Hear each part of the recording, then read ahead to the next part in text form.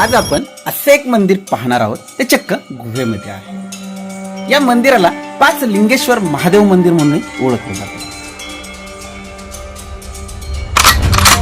हे मंदिर आहे पुणे जिल्ह्यातील भोर तालुका येथे। या मंदिराकडे जाण्यासाठी तुम्ही पुण्यावरून साताराला जात असाल तर कापूर ओलांडले की किकली हे गाव लागते आणि येथूनच आपल्याला पाच लिंगेश्वर या गावामध्ये पोहोचायचे आहे।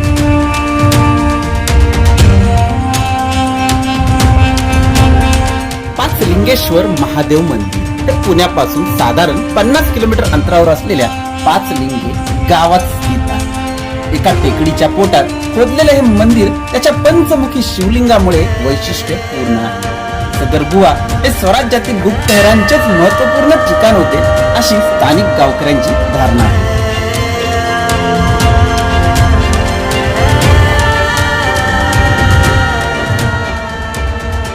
पाच लिंगेश्वर महादेव मंदिर येथील शिवलिंग हे नावाप्रमाणेच पाच मुखी आहे। याचे मुख्य वैशिष्ट्य म्हणजे हे मंदिर एका डोंगरावर खडक खोदून गुहेमध्ये आहे। यावरूनच हे मंदिर किती प्राचीन आहे याची आपल्याला प्रचिती नक्कीच येते।